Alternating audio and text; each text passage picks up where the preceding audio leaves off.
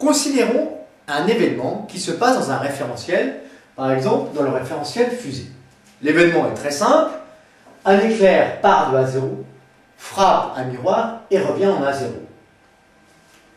Dans ce référentiel, que je vais noter le référentiel R1, exprimons la durée de cet événement, c'est-à-dire l'aller-retour.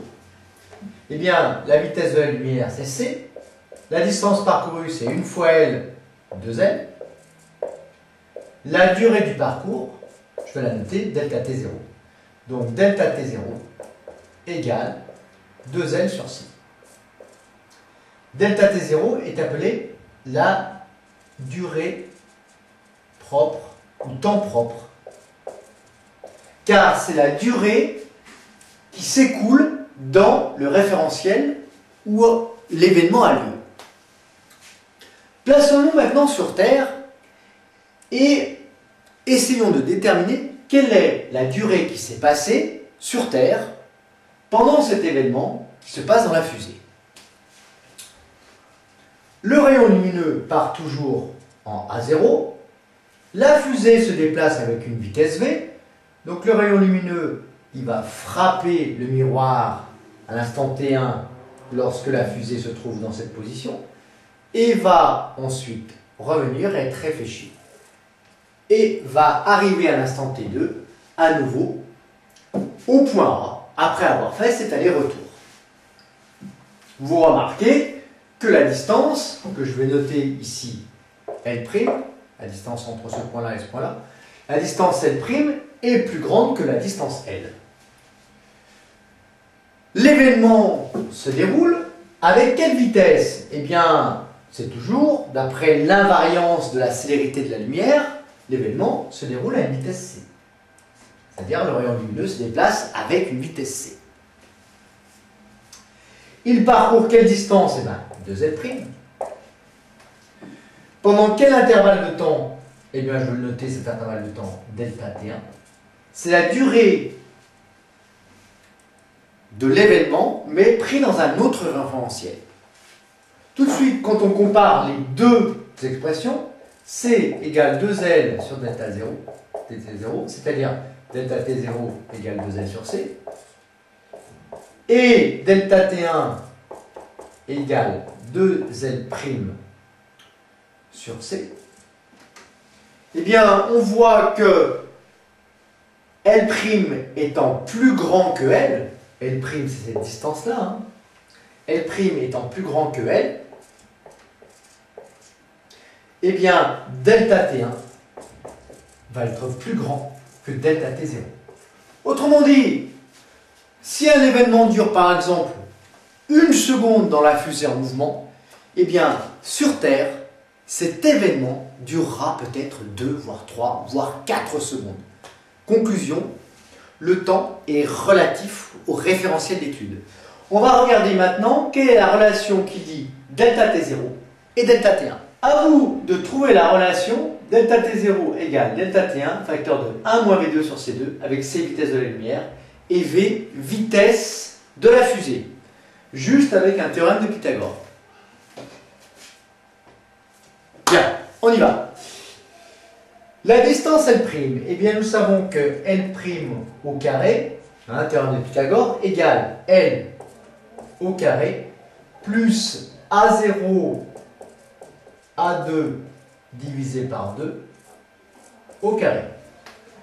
Or, nous savons que la fusée se déplace à une vitesse V, que V est égal à la distance parcourue, c'est-à-dire A0 A2. Pendant quelle durée? Pendant la durée delta T1. Autrement dit, nous avons A0 A2 qui vaut quoi? A0 A2 qui est égal à V fois delta T1. Autre chose, nous savons d'après cette expression que petit l égale C fois delta T0 sur 2. Nous allons réinjecter ces deux expressions ici. Donc ça nous donne L' carré égale L au carré, c'est-à-dire cette expression C au carré fois delta T0 au carré sur 2 au carré, ça fait 4. plus A0 à 2 ça nous donne plus V fois delta T1 sur 2 au carré. Autrement dit, L'1 carré égale C carré fois delta T0 carré sur 4 plus V carré fois delta T1 carré sur 4. Nous réinjectons cette expression dans celle-ci, que nous allons enlever au carré, ce qui nous donne delta T1 au carré égale 4 fois L' carré sur C carré. Autrement dit, delta, on s'efface ça, delta T1 au carré égale 4 sur C au carré, facteur de quoi L' carré, oh là là, on a presque terminé, C carré fois delta T0 carré sur 4 plus V carré fois delta T1 carré sur 4. Passons aux simplifications qui s'imposent.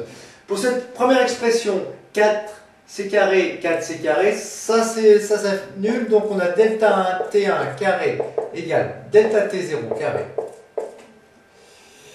Plus, alors là, le 4 uniquement s'annule, V2 sur C2, plus V2 sur C2 fois delta T1 carré. On envoie cette expression de l'autre côté, on a presque terminé. Ça nous donne donc delta T0 carré égale delta T1 carré moins V2 sur C2 fois delta T1 carré. Autrement dit, delta T0 égale delta T1 delta T0 carré égale delta T1 carré facteur de 1 moins V2 sur C2. Dernière ligne de calcul, delta T0 racine carrée, delta T0 carré, ça veut dire delta T0, égale delta T1 fois racine carrée de 1 moins V2 sur C2. Alors, je vous rassure, hein, cette démonstration n'est pas à connaître. Par contre, pour les matheux, hein, c'est intéressant de faire au moins une démonstration dans cette année. Hein. Là, voilà. On encadre, on vérifie les unités. Delta T0, bah, ça peut être en année. À ce moment-là, delta T1 est en année. 1 moins V2 sur C2, 1 est bien sûr sans unité. Et V2 sur C2 est sans unité.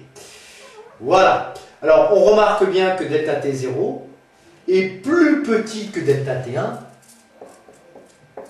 C'est-à-dire qu'il s'écoule une durée moins importante dans la fusée que sur Terre. Voilà. En effet, 1 moins V2 sur C2 est plus petit que 1.